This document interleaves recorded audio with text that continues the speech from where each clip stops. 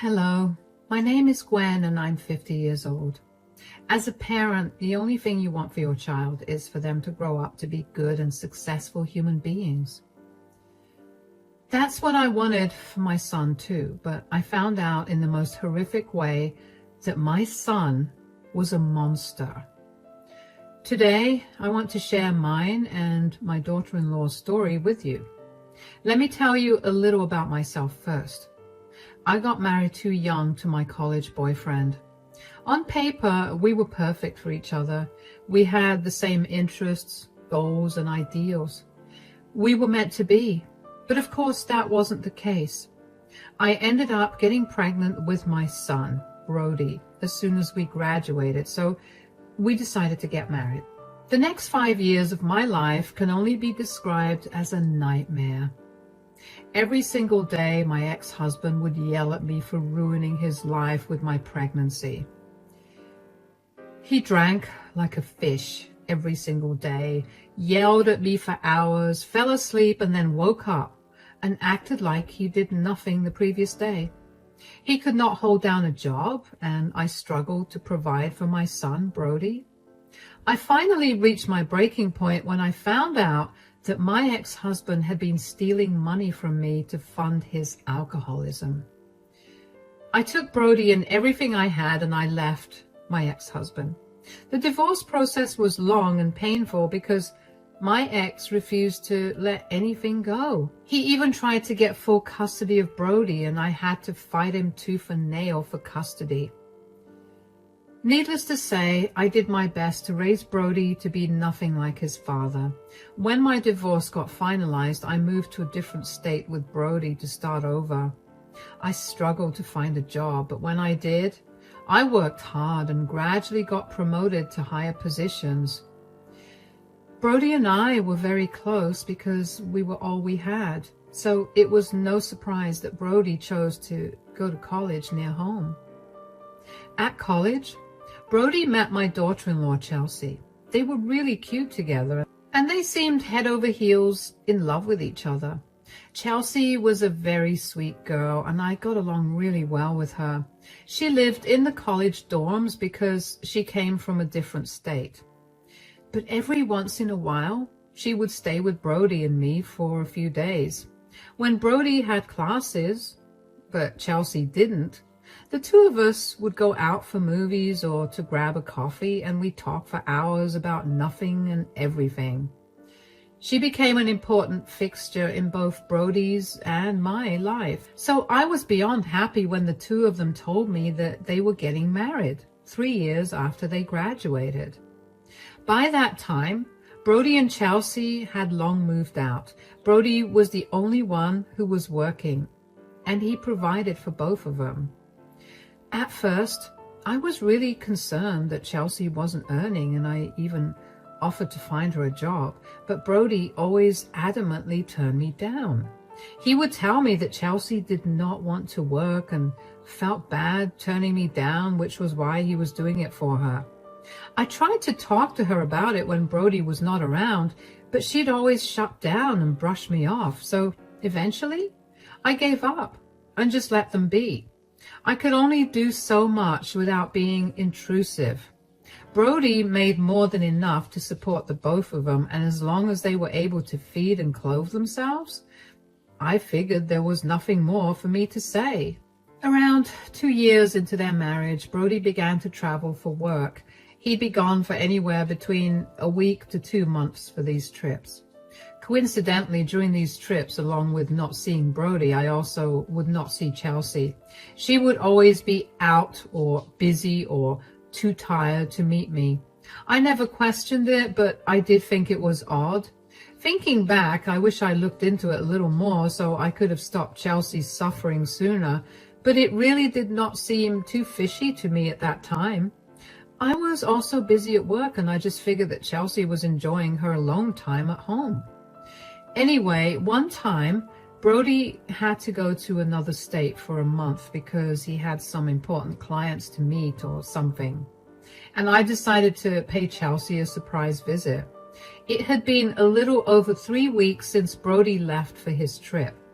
But I was free that day and I wanted to spend some time with her. When she opened the door, I was shocked to see her looking so different.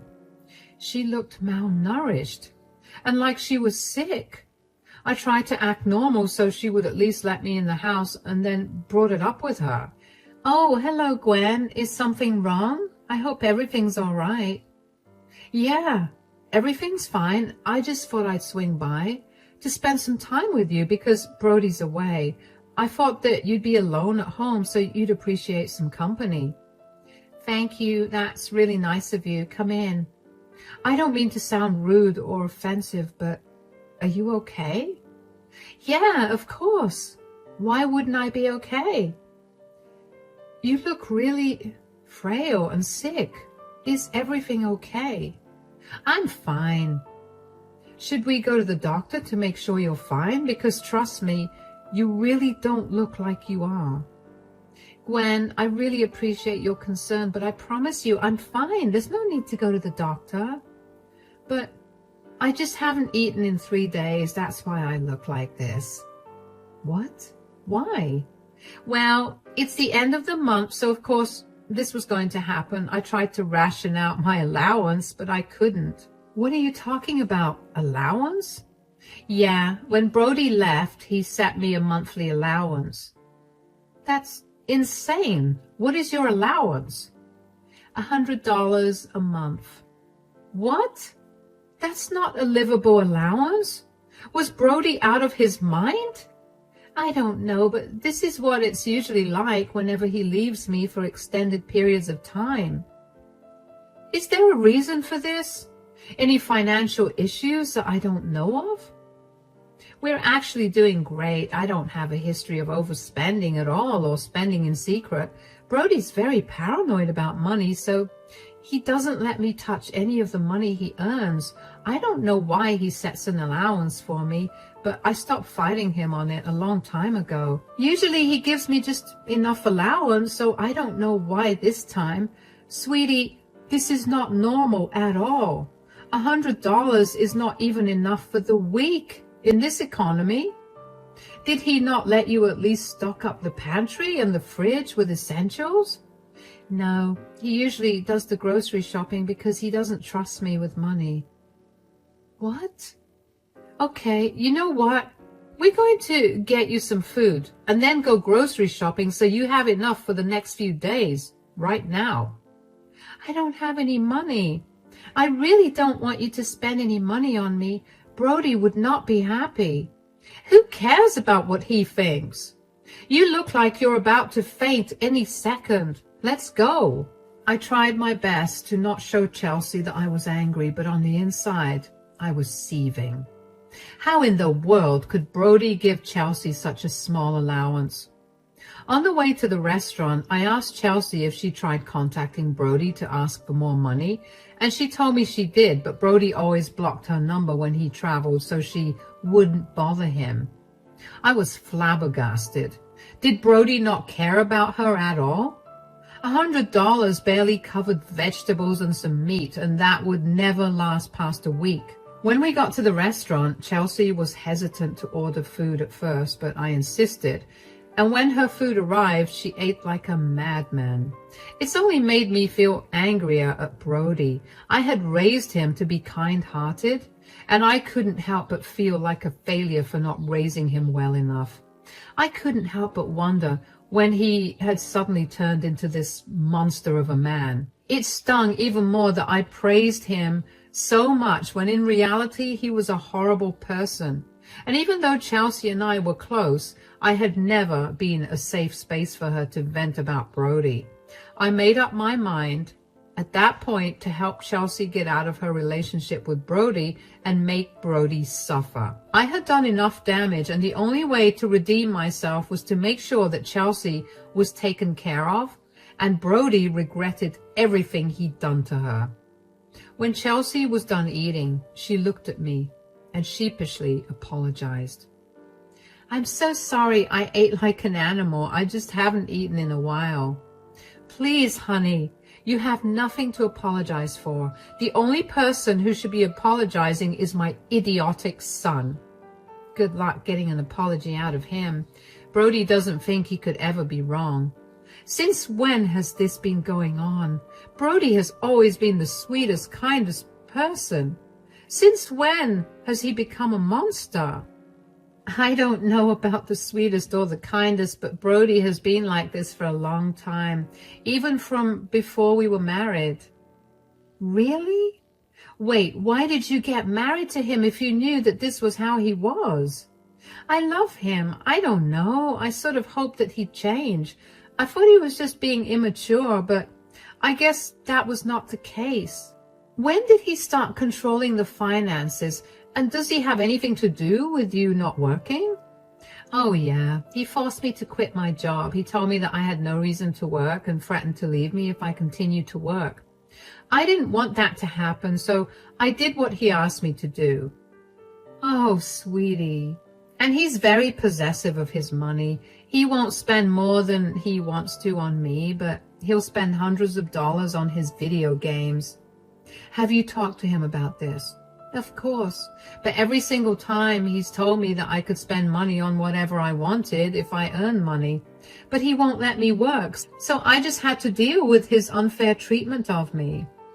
I can't understand why he's being this way, but even more than that, I can't believe you stuck with him for so long.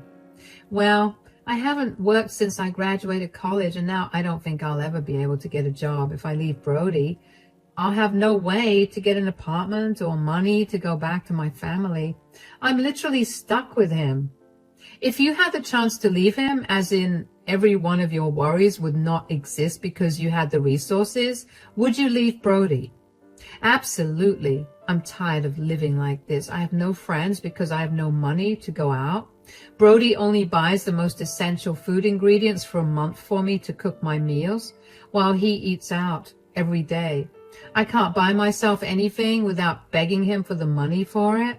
The other day, I asked him if I could buy some new undergarments, and he fought me on it for an entire hour before giving me the exact amount of money the undergarments cost. I can't believe this has been going on for so long. Why didn't you tell me anything? I was scared of what Brody would do if he found out that I told you. And you always speak so highly of Brody that I thought that you wouldn't believe me. I'm so sorry that I made you feel that way. If it makes you feel any better, I would have believed you completely if you'd come to me before. Now that I know, I'm going to help you out. What do you mean? I have a lawyer friend, and he specializes in divorces. He's the one who helped me divorce my pathetic husband. We'll get you away from Brody. You don't have to worry about a place to stay because I'll get you all set up. Really? You would do that for me? But why? Because, honey, you're a wonderful girl. You deserve so much better than my disgusting son. Consider this an apology from my side for you having to deal with him. You may not be related to me by blood, but you're still my daughter, and I will make sure that you live a better life than you're living right now. Thank you so much. I don't know how else to thank you. Just get out of this relationship and live a happier life. I promise I will. I was shocked to hear about how controlling Brody had been, and even more shocked to find out that this had been the case since the start of his relationship with Chelsea. I felt so bad that she had just dealt with his nastiness, but I also understood why she did. She was in a new place, and Brody was the only person she was the closest to. Leaving the one person you knew in a place that was foreign to you was not an easy thing to do. I was glad that she opened up to me because I was going to make sure that she got out of that relationship. After I had bought some groceries for Chelsea, I dropped her off at home. When I got back home, I immediately called my lawyer from when I got divorced, and he referred me to his friend who worked in my city. I had to work fast because Brody was going to be back in a week, and I wanted Chelsea to be safe. I contacted the lawyer that was referred to me. His name is Harris, and we set up a meeting for the next day. I informed Chelsea about it and assured her once again that I would help her out after she divorced Brody. There was no way that I wasn't going to help her out. She was an amazing girl and she deserved a lot better than my disgusting son. I wanted to call Brody and yell at him for everything he'd done to Chelsea, but I decided to let the law do its job. The next day, Chelsea and I met Harris, who immediately filed for an emergency protective order against Brody. He explained to us that what Brody had been doing was legally considered financial abuse, and so Chelsea needed to get out so that Brody did not hurt or harm her in any way during the divorce process. It took Harris 2 days to get the protective order. I was worried that the judge would not grant it, but Chelsea had provided more than enough proof of Brody's abuse, and I also gave my testimony about how I'd found Chelsea after almost a month of living on the tiny allowance that Brody had given her. All of that worked in favor of Chelsea, and the judge immediately granted her the protective order. Aside from that, I also helped Chelsea find an apartment that she liked. I paid for the entire thing along with a year's rent so that she wouldn't have to worry about it while she had the divorce process going on. I used my connections to help her get a job and also encouraged her to pursue a master's degree. Finally, on the day that Brody was supposed to arrive, I told Chelsea to stay at my place. She couldn't move into her new apartment until the start of the next month, so I offered to let her stay with me until Brody left. Then Harris and I waited for Brody at his place. When Brody walked into the house, he called out for Chelsea, but when he heard no reply, he came towards the living room where he found Harris and me. "Mom, what are you doing here? And who's this? Where's Chelsea?" "Chelsea is at my place, and this is her lawyer, Harris." "Her lawyer? What's going on? Why does she need a lawyer?" "Because she's getting a divorce from you." "Divorce? Where's she going to go if she divorces me? She has no one to help her out, and she has no money or credit scores." "So, you admit that you've been financially abusing her for years?" "I wouldn't call that abuse. I've read way too many horror stories of men whose wives left them bankrupt because of their spending habits, and I was not going to let that happen to me." "Sure, but giving Chelsea $100 allowance for a month? You don't think that's abusive at all?" "There are people out there that are making it on that amount for 2 months. I was trying to teach Chelsea how to be careful with spending." "That's not teaching her how to spend her money at all. That's just severely restricting her. The people who make it on that amount do it because they have no other way to live. You make $150,000 a year and you don't spend even a quarter of it on Chelsea, and you don't let her work either. That is literally the legal definition of financial abuse." "So what now? Chelsea's going to leave me? Like I said, she has nowhere to go. You're not having any of my money. She just spend it on whatever someone says she should." "Why did you even marry her if this is how you thought of her?" "Because I needed to start a family. I've just been waiting because I needed to fatten up my savings a little more." "When did you become so despicable? And for the record, Gwen has no reason to worry about where she'll go or what job she'll get, because I'm going to help her out with it."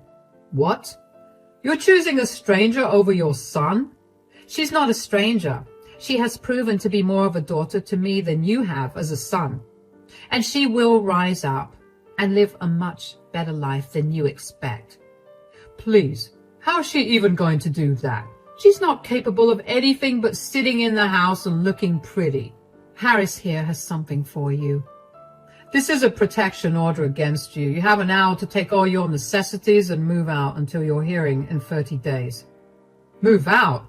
This is my house. I own it." "Miss Simmons has shown enough proof of your financial abuse against her, and the judge has approved of a temporary protective order. As such, you will have to leave the house until you are given a date to appear in court within the next 30 days so that the judge can decide if the protective order should be permanent. Whatever issue you may have regarding this, you can take it up in court. Here are the documents stating that. You are not allowed near Miss Simmons until 100 yards, and you are not allowed to contact her in any way. If you wish to speak to her, you can contact me. These are also the divorce papers. Sign them within 30 days or the divorce will be finalized when Miss Simmons goes to court for it. Mom, how could you do this to me? I'm your son. How could you put your son through this? The real question is, how could you treat Chelsea like that and feel no remorse? Consider this a lesson for you. I'm just teaching you how to be a decent human being. Now grab your things and leave. Don't even try to contact me or ask me for help because I'm not doing any of that. Brody stared at me dumbfounded, but I told him to hurry and pack his stuff up. Harris and I waited for an hour till Brody was done packing and left only after we saw Brody drive away. I didn't understand why he was so shocked that I could do something against him when he had been actively hurting someone he was supposed to love for years. I was glad that Brody was going to face at least some consequences, but I was worried about whether Chelsea's protective order would be repealed. Brody did try to contest the order, but the judge dismissed it and granted Chelsea a permanent protective order.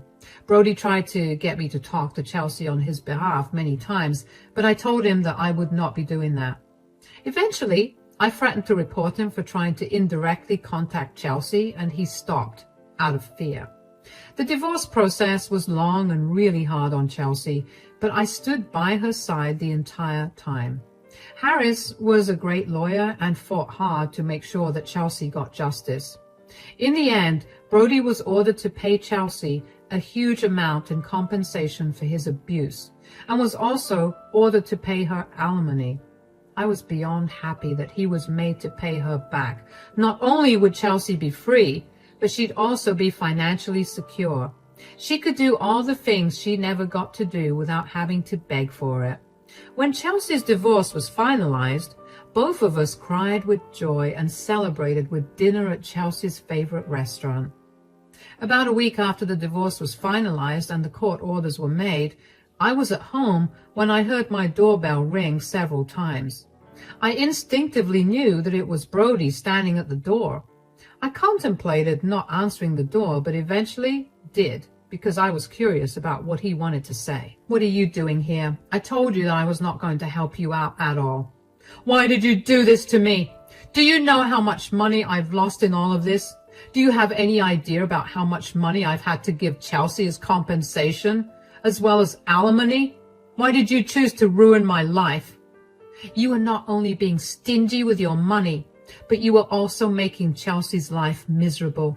You did not let her work since she graduated college. You threatened to leave her multiple times. You isolated her from her family by forcing her to stay here. Why would I not want you to suffer right now? Oh, what? So it's a crime that I loved her and wanted her to be with me? That was not a crime. The crime was you purposely making her dependent on you both financially and emotionally, and then taking away her access to everything.